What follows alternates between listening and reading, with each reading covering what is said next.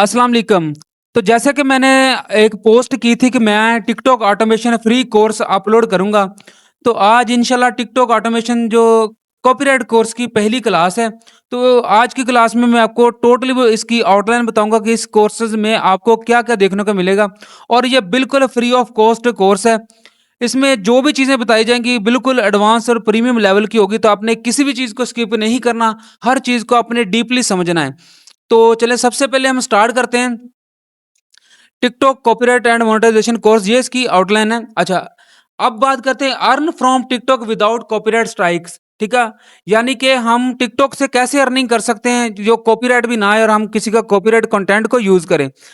No ban, यानी कि ban भी नहीं होना चाहिए, इशू भी कोई नहीं आना चाहिए और इनकम भी जनरेट होनी चाहिए। ठीक है, ये हमारी हुक होगी। अच्छा जी, व्हाट यू विल लर्न, यहाँ से आप इस कोर्स से आप क्या सीखेंगे। सबसे पहले कॉपीराइट रूल्स के, इसके कॉपीराइट के रूल क्या होते हैं। उसके बाद ग्रोथ स्ट्रेटजी, यानी कि आपने अपने कंटेंट को ग्रो कैसे करना है। टोटली डीपली आपको बताया जाएगा कि आप अपने कंटेंट को, जो कॉपीराइट कंटेंट आप डाउनलोड करेंगे, तो उससे आपने कैसे उसको ग्रो करना है। उसके बाद आ जाएगा मोनेटाइजेशन मेथड्स, यानी कि मोनेटाइजेशन जल्दी मोनेटाइज क्राइटेरिया कंप्लीट करके आपने अकाउंट को मोनेटाइज करने का तरीका भी आपको यहाँ पर सिखाया जाएगा। ठीक है, उसके बाद क्रिएटर रिवार्ड प्रोग्राम, यानी क्रिएटर रिवार्ड प्रोग्राम से सीआरपी पर हमने कैसे काम करना है, ये सारी चीजें आपको बताई जाएगी। अच्छा जी, उसके बाद यहाँ पर आ जाता है व्हाट इज कॉपीराइट।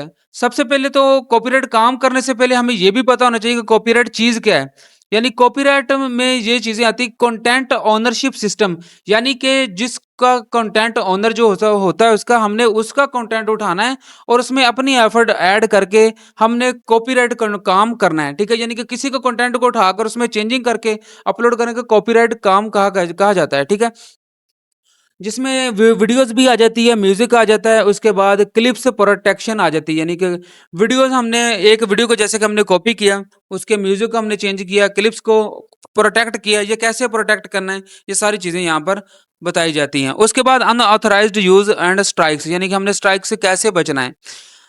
उसके बाद आ जाती है कॉमन मिस्टेक्स। इस कोर्स में हम आपको जो सारा कुछ समझाएँगे, उसमें हम आपको मिस्टेक्स भी बताएँगे कि आपने कौन-सी मिस्टेक्स को नहीं करना। ये बहुत इम्पोर्टेंट चीज़ है कि मोस्टली लोग ये थिंग आपको अप्लाई करते हैं और या तो अपना अकाउंट बैन करवा लेते हैं या फिर अपना अकाउंट डिमोनेटाइज़ करवा लेते हैं। तो यहाँ पर कॉमन मिस्टेक्स को जानना बहुत ज़रूरी है। सबसे पहले आ जाता है री अपलोडिंग वीडियोस, यानी कि ये हमने री अपलोड का मतलब होता है टिकटॉक से हमने एक वीडियो किसी क्रिएटर की उठाई और टिकटॉक अपने अकाउंट पर अपलोड कर दी, इसको बोलते हैं री अपलोड वीडियोस। ठीक है, और ये री अपलोड दो तरह की होती है। एक तो होता है किसी का कंटेंट उठाकर री अपलोड कर देना, दूसरे नंबर पर होता है कि री अपलोड, यानी कि अपनी ही वीडियो, यानी कि एक वीडियो हमने अपलोड की है, कुछ दिन बाद उस पर व्यूज अच्छे आ गए हैं, तो फिर उसको उठाकर हमने अपने ही चैनल पर अपलोड कर दिया अकाउंट अकाउंट पर, उसको भी री अपलोडिंग बोला जाता है। ठीक है, ये दोनों मैंने आपको इसकी कॉमन चीजें बता दी हैं। उसके बाद आ जाता है यूजिंग कॉपीराइट म्यूजिक, जैसे कि हम किसी को मूवी को उठा रहे हैं या किसी क्रिकेट क्लिप को उठा रहे हैं, इसमें कमेंट्री चल रही है, तो हमने ये चीजें नहीं करनी, कॉपीराइटेड म्यूजिक या कमेंट्री हमने नहीं चलानी। उसके बाद मूवीज के क्लिप आ जाते हैं, यानी डायरेक्टली हमने एक मूवी उठाई, उसके क्लिप काट कर हमने अपलोड करना स्टार्ट कर दिए, तो ये थिंक पे को भी हमने अप्लाई नहीं करना, ये मिस्टेक भी हमने नहीं करनी। उसके बाद आ जाता है वाटर मार्क्ड कंटेंट। अगर आप इंस्टाग्राम से कोई कंटेंट उठा रहे हैं, उसके ऊपर वाटर मार्क अप्लाइड, उसने अपना वाटर मार्क लगाया हुआ, वो वैसे वीडियो आपने उठाई, उसमें चेंजिंग की, लेकिन वाटर मार्क आप लोगों ने रिमूव नहीं किया, तो वाटर मार्क लगा होगा, तो तब भी आपका जो अकाउंट या तो डिमोनेटाइज हो जाएगा या फिर रिमूव हो जाएगा। ये चीजें आपने लाजमी, ये मिस्टेक से इनको आपने लाजमी से याद कर लेना है। उसके बाद आ जाता है यहाँ पर फेयर यूज स्ट्रेटजी। यहाँ पर आपने फेयर यूज कैसे करना है। सबसे पहले आ जाता है एजुकेशन कंटेंट। जो एजुकेशन कंटेंट होता है उस पे कॉपीराइट आने के बहुत कम चांसेस होते हैं, क्योंकि उसमें कुछ ऐसी चीजें होती हैं जो एजुकेशन पर्पस होती हैं और हम मेंशन भी करते हैं अपनी डिस्क्रिप्शन में, या यूट्यूब पर अगर कर रहे हैं तो हम डिस्क्रिप्शन मेंशन करते हैं, टिकटॉक पर कर रहे हैं तो हम यहाँ पर मेंशन कर देते हैं कि ये एजुकेशनल पर्पस है। ठीक है, उस कंटेंट पर बहुत कम स्ट्राइक्स आती हैं और बहुत कम उसमें इशू आते हैं। उसके बाद आते हैं कॉमेंट्री।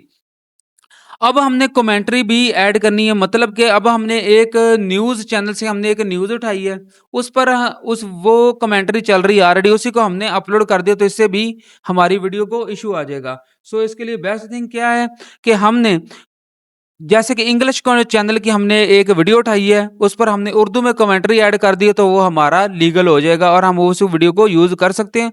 सिर्फ़ कमेंट्री नहीं, कुछ और भी चीज़ें हमें यूज़ करनी पड़ेगी, ठीक है? ये चीज़ें मैं आपको डीपली बताऊँगा, आज सिर्फ़ आउटलाइन बता रहा हूँ कि हमारे इस कोर्स में क्या-क्या चीज़ें आप लोगों को सिखाई जाएँगी। उसके बाद आ जाती है transformation plus editing and voice over, यानी कि हमें क्लिप को फेड आउट करना, यानी कि फ़ास्टली क्लिप को फेड आउट, फेड इन करना, ज़ूम इन, ज़ूम आउट करना, तो ये ट्रांसफ़ॉर्मेशन ऐड करना, उसमें ट्रांज़िशंस ऐड करना, यानी कि अपनी एफ़र्ट उसमें ऐड करना और एडिटिंग भी अच्छी होनी चाहिए और वॉइस ओवर करना, ठीक है? ये फेयर यूज़ में स्ट्रैटेजी में आ जाता है। उसके बाद यहाँ पर सेव कंटेंट आइडियाज़ है, जिस कंटेंट को हम उठाएँगे उन पर काम करेंगे। कॉपीराइट पर काम करने के लिए ये 5 बहुत ज़बरदस्त यानी कि कंटेंट है। आपने इस कंटेंट को यानी कि इस कंटेंट पर काम करना है। सबसे पहले आ जाता है मोटिवेशन, जैसे कि आपको पता है कि आपने एक जो स्पीकर होता है उसकी पिक्चर लगा ली और ऊपर उसके ऊपर टेक्स्ट चल रहे हैं, मोटिवेशनल कंटेंट, इसको भी आप इज़िली कॉपीराइट कर सकते हैं। उसके बाद फैक्ट्स चैनल हो जाता है। फैक्ट्स चैनल वो होते हैं जैसे कि अभी स्टोरी फैक्ट्स होते हैं और वर्ल्ड फैक्ट्स होते हैं या फिर सिटी फैक्ट्स, जैसे कि अभी मैं आपको बताऊँ कि 99% ये बंदे ये गलती कर रहे हैं, ये हुक होगी, ठीक है? ये फैक्ट्स होते हैं। उसके बाद आ जाते हैं ये स्टोरी टेलिंग वीडियो, जो होती है कि हॉरर स्टोरी भी इसमें आ जाता है। स्टोरी टेलिंग ये होती है किसी की स्टोरी को ब्रीफ करना, क्राइम स्टोरीज़, इस तरह की स्टोरीज़ भी आप क्रिएट कर सकते हैं, ठीक है? उसके बाद एआई वीडियोज़, एआई वीडियोज़ भी आप कॉपीराइट उठा सकते हैं या अपनी भी क्रिएट कर सकते हैं। उसके बाद आ जाता है फेसलेस चैनल्स, यानी कि ये आपको जो मैंने 5 आपको टॉपिक्स बताए हैं ना, ये परफेक्ट हैं कॉपीराइट करने के लिए और लीगल वे में यूज़ करने के लिए। उसके बाद आ जाती है ग्रोथ स्ट्रैटेजी। ये इस जो आज की आउटलाइन की सबसे मेन चीज़ है, जो बंदा इन 4 पॉइंट को पिक कर गया, टिकटॉक का एल्गोरिथम उसको 110% प्रमोट करता है। 100 नहीं, 110% उसको प्रमोट करता है, ये चीज़ें जो बंदा समझ गया, ठीक है?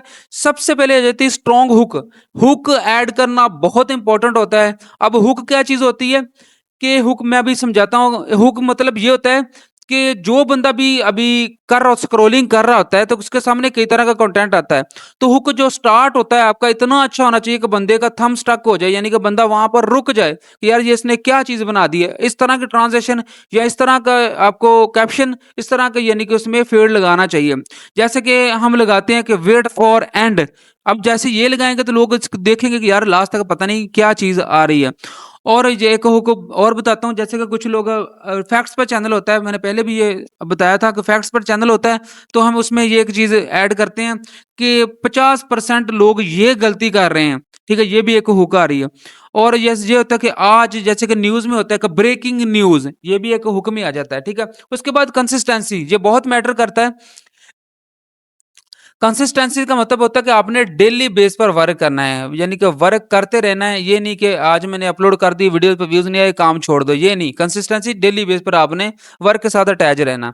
उसके बाद ट्रेंडिंग टॉपिक्स, टिकटॉक के ऊपर आपने ट्रेंडिंग टॉपिक्स देखने हैं, क्या लोग फॉलो कर रहे हैं, किस कंटेंट पर काम कर रहे हैं, किस पर व्यूज ज्यादा आ रहे हैं, ठीक है? उसके बाद एंगेजमेंट पर फोकस, यानी कॉम्पिटिटर को आपने फोकस करना है कि ये किस तरह का काम कर रहा है। जैसे एक कंटेंट हमें पसंद आ जाता है, उसकी एंगेजमेंट को हमने चेक करना है और कैसे हमने इसको अपनी वैल्यू ऐड करके इसको हमने ब्रीफ करना है, ठीक है? ये सारी चीजें अपने एंगेजमेंट पर भी फोकस करना है।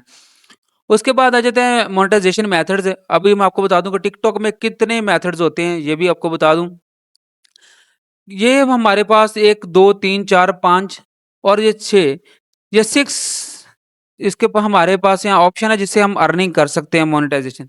सबसे पहले आ जाता है सीआरपी, क्रिएटर रिवार्ड प्रोग्राम, इससे भी आप अर्निंग कर सकते हैं। उसके बाद एफिलिएट प्रोग्राम, यानी कि एफिलिएट मार्केटिंग कर सकते हैं किसी कंटेंट को आप, जैसे कि प्रोडक्ट को आप सेल कर सकते हैं वहाँ पर, तो कंटेंट यानी कि उसका एफिलिएट आपको चार्जेस मिलते हैं।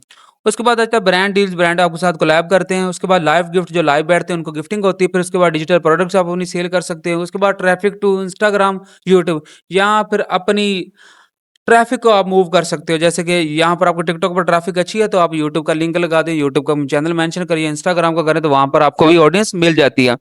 उसके बाद आता है क्रिएटर रिवार्ड प्रोग्राम, पे फॉर व्यूज एंड एंगेजमेंट, यानी कि क्रिएटर प्रोग्राम व्यू पर अर्निंग देता है और एंगेजमेंट पर को आपको जो अर्निंग देता है, यानी कि सिर्फ व्यूज की आने पर अर्निंग नहीं देती, उसमें व्यू में एंगेजेड व्यूज आना जरूरी होता है, ठीक है? उसके बाद नीड ओरिजिनल कंटेंट, यानी कि कंटेंट आपका ओरिजिनल होना चाहिए, लेकिन हम तो कॉपीराइट करेंगे खैर इसको आप स्किप करें। तो ओरिजिनल करें तो वो लाइफ टाइम होता है, ये आपको पता है। फिर उसके बाद वॉच टाइम इनकम, यानी कि जितना वॉच टाइम ज़्यादा होगा उतनी हमारी अर्निंग ज़्यादा होगी। ये क्रिएटर वार्ड के 3 रूल है। उसके बाद टूल आ जाएँगे जिस पर हम काम करेंगे। इनमें कोई भी टूल आता है तो आप कर सकते हैं, जैसे कैपकट है, ये मैं रिकमेंड करूँगा, मैं भी कैपकट ही यूज़ कर रहा हूँ। उसके बाद वीएन एडिटर आ जाता है। उसके बाद आ जाता है एआई वॉइस टूल्स।